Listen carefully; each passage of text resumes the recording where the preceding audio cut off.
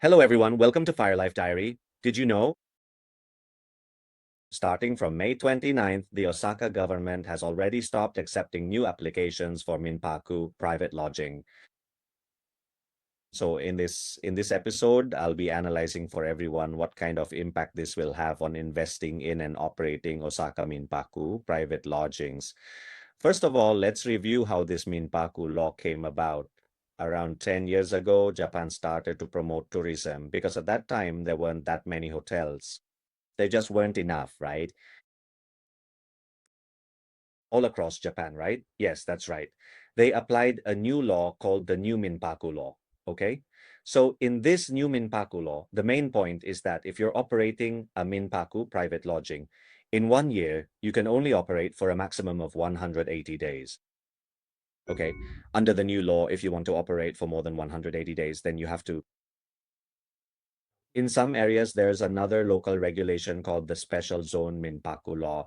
So in Japan, so nationwide, there are certain cities and areas that can apply their own local rules to override the national law. This local rule is called the National Strategic Special Zone Minpaku. Okay, and this rule, shown in the diagram here, was officially implemented in October 2016. The part in white here refers to it. If you meet certain conditions, then you can operate all year round, 365 days a year. That's okay. After this regulation started, many foreigners, both from overseas and within the country, wanted to invest in these kinds of projects, okay? Because compared to investing in hotels, for example, you might have to consider the whole process. The scale and the investment amount for hotels are relatively large, but for homestays, the investment amount is smaller. Even with just one room, you can still do this kind of accommodation business. And that's what this industry is about, okay? That's it. After this regulation was implemented actually across the whole country, there are only four main places, right? The four main places that are primarily doing this. The first is Ottawa, and the second is Osaka City. Next is Kitakyushu, okay, which is in Fukuoka, a bit to the north, Kitakyushu. And then there's Ota Ward in Tokyo, okay. Yeah, as you can see, there are only four places that are doing this so-called Tokubetsu Minato thing. Token mean 8, okay. And according to the numbers from 2025, so for this token thing, there are about 8,500 businesses, okay? 8,500 licenses. And each license, it can be for one room or it could cover many rooms. Among them, 7,000 licenses are concentrated in Osaka, Osaka Prefecture, Osaka City. So it's quite concentrated, about 90%. That's why people say when they go to invest in this, if it's about investing in Minpaku, private lodging, 99% of the time, it's Osaka. That's basically how it is. And within Osaka City, it's also concentrated in Chuo Ward, Naniwa Ward, and Nishinari Ward. These three areas have the most, okay? So why did they suddenly, starting from May 29th, stop accepting new applications? Well, over the past 10 years, a lot of hotels have already been built. And then there are also a lot of these guest houses that are already in operation. So actually the supply of accommodations is already quite abundant. So the main reason is that there are just too many guest houses. The property for these guest houses is generally a residential unit, okay? Now, this residential unit can be located in a residential area or in a commercial area. But if it's in a residential area, it often has quite an impact. The people actually living next door are real residents, okay? So what kind of impact does it have? Well, mainly there are two aspects. The first is garbage and the second is noise, okay? As for the garbage issue, if you've ever lived in Japan or stayed in a guest house, you'll know that Japan is extremely strict about garbage sorting. For example, they separate burnable waste. So there are burnable garbage, non-burnable garbage, bottles, cans, okay? They really break it down into 10 or 8 different categories. And after you've sorted it all out, when it comes to throwing out the trash, actually, different types of garbage have to be taken out on different days. That's how it works, but a lot of people don't know this. So when foreigners come, they might only stay for a few days and they might not understand this system. What's so serious about throwing out garbage and sorting trash? So people really like to take shortcuts and just throw all the trash together, right? That's one thing. Maybe they don't know how to sort it or they just toss it anywhere. Also, I don't know if you know this, but in Japan, there's some trash you actually have to pay to throw away. Yeah, you have to pay before you can dispose of it. They call it bulky waste, for example. Like TVs, beds, those kinds of large items. These are considered bulky waste, and you actually have to pay before you can throw them away. So, how do you pay? You go to a convenience store, pay for and buy a ticket. After you've bought the ticket, you call a certain place to arrange for them to come pick up your trash. Then, on the scheduled day, you have to put the item out before 8 a.m. You put the trash out, and then someone will come to pick it up. You also need to attach the ticket to the trash to show that you've paid. Actually, this whole process isn't that simple. An ordinary person or a tourist wouldn't really understand how this works, right? But then maybe some tourists will say, hey, I didn't bring any trash. I'm not throwing anything away, right? But do you all know actually the people who throw away the most large items are actually the ones who have to pay? But what exactly are they paying for? Actually, that's the case. What about people who go traveling, right? A lot of the time it's clothes. You come here to buy clothes and you buy a lot, like all sorts of little things. When you buy more and more stuff, you realize that your suitcase isn't big enough to fit everything. So a lot of people end up buying a new suitcase in Japan. Imagine you get a much larger and significantly nicer suitcase, one with much better wheels that is far easier to pull. So you decide to buy that as a special gift. Then, for your old suitcase, you realize you have to find a way to throw it away, okay? So actually, in this entire process, the old suitcase becomes a very large piece of garbage, and you unfortunately have to pay a fee to dispose of it properly. Every single year, various large companies and busy hotels have to deal with a huge number of these old suitcases, and getting rid of them actually costs quite a bit of extra money. Exactly. So this kind of garbage actually affects the people living nearby quite a bit because some people might just throw it out without paying or they don't sort it properly. And then, well, there's another thing as well. The second issue is noise. Okay, so noise can come from inside the house. As everyone might know, when people come to Japan for travel and stay at a vacation rental, usually they want a bigger place, maybe with several families staying together or a group of friends staying and having fun together. So, what happens? At night, you often end up drinking, having parties, smoking, and without even realizing it, you get a bit loud and you end up playing late into the night. So in Japan, people actually tend to go to bed earlier. If you live in a residential area, especially in units where there are families, people generally go to bed quite early. And you'll also notice that the soundproofing in those buildings is actually really poor. I personally think the soundproofing in Japanese apartments is really bad, especially between different units. The walls next door feel like a single board, making it easy to hear sounds from neighboring units. In places like Hong Kong, buildings are made of concrete and feel more solid. But in Japan, the walls feel much thinner and less sturdy. Besides the unit next door, what about the floors above and below? Actually, the soundproofing isn't great either. A lot of the time, you can hear people walking upstairs or downstairs. Yeah, or if you step a bit harder, you can hear the noise from the floorboards too. You can really hear it.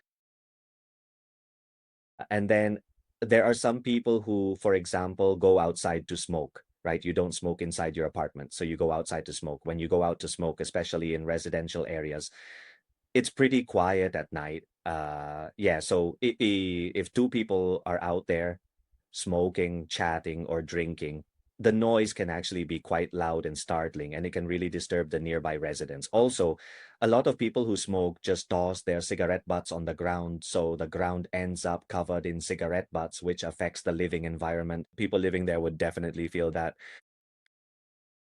they're quite affected, right?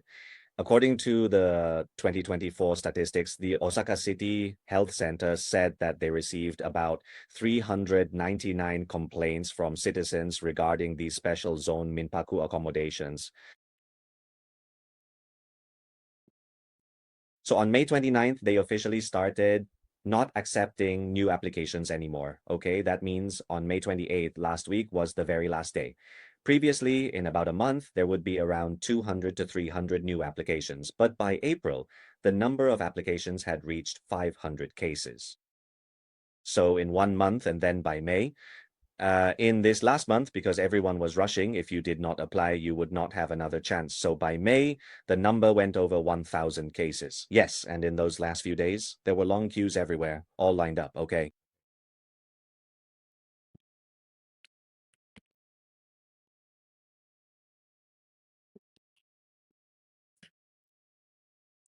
That's how it was.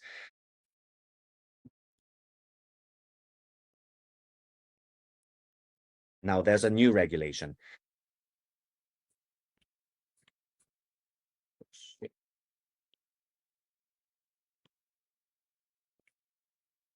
Yes, so in addition to the fact that they are no longer accepting any new applications, actually for the existing guest house system, there are also quite a few very substantial and noteworthy changes to the regulations. And it's become considerably more rigorous and demanding than before, okay? The main thing is that there are four specific and essential key points. Yes, 4 points that you really need to understand, right? What impact does this have? Okay, the first thing is that the operator, if someone files a complaint, must be able to arrive at the scene within 10 minutes.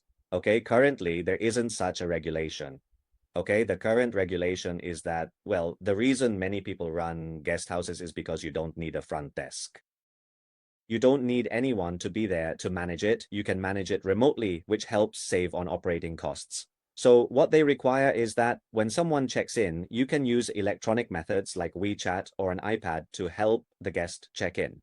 If the guest staying there has any issues, you need to be able to arrive at the scene within 10 minutes to resolve the problem, and that's fine. But now this rule applies. If one day a resident files a complaint, then the operator must arrive at the scene within 10 minutes to see what's going on. For example, if it's a noise issue, they have to handle it. Give a verbal warning, okay, or if by phone, they must directly warn that resident, especially since this rule didn't exist before.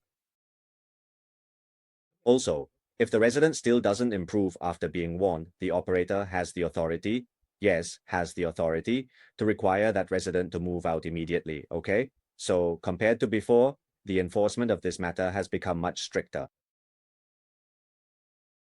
The second thing is during the check-in process, the operator is fully responsible for the task to verbally, either directly to the resident or over the phone, inform the resident, right? As for the issues of garbage and noise, okay, you have to clearly explain to them how to dispose of garbage, how to sort it, and also that they shouldn't make noise, okay? Also, at the entrances and exits, there should be bilingual signs to remind them that they have a responsibility to follow the rules. In the past, they only needed to send an email just saying that they had notified them by email, and that was it, okay? But now that's not enough. Now it has to be done verbally, okay? So you need to make sure they acknowledge and understand you all, that is. As for where the responsibility lies, okay, that's the next point.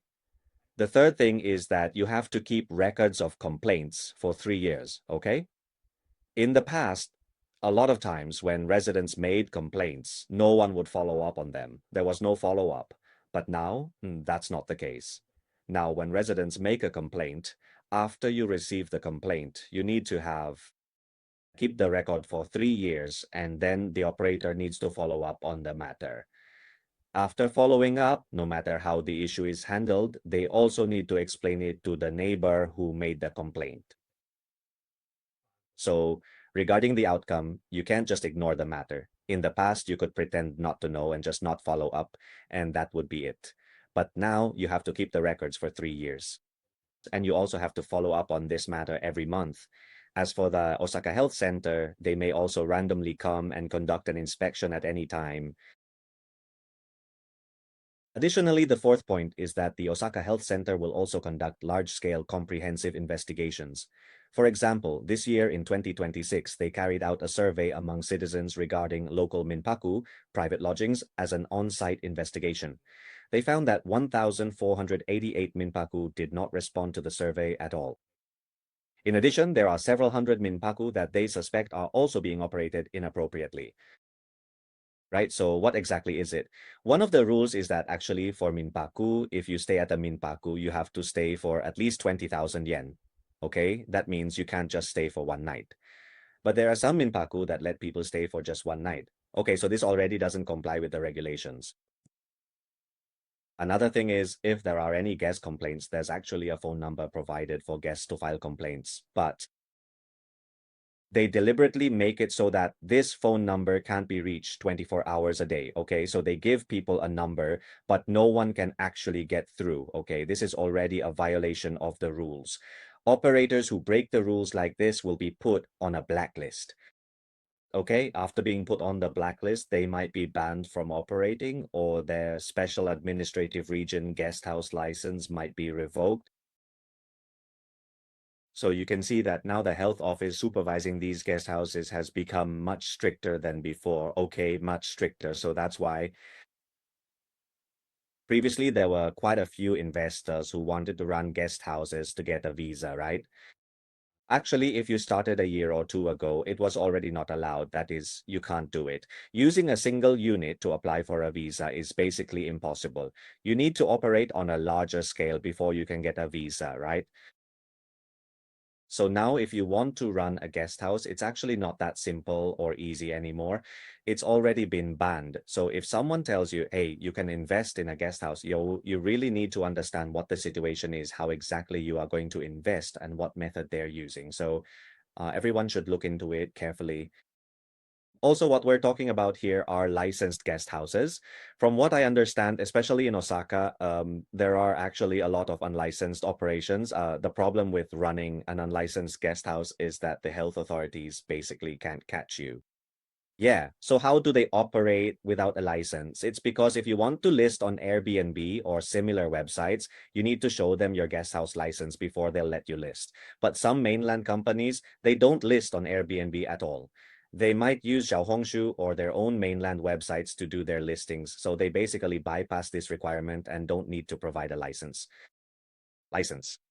That's right. So they don't need this license. And as for payments, as everyone knows, they might just pay directly on they use WeChat Pay and so on. So basically, it doesn't go through Japan's payment system at all. That's right. So everything from the listing to the payment all happens either in mainland China or overseas. Okay. And then they don't even need a key, maybe just a password or something. So people can just directly stay in a certain unit, meaning they'll just live in a particular unit. So in fact, this completely bypasses the system. The whole, that is the entire regulatory system.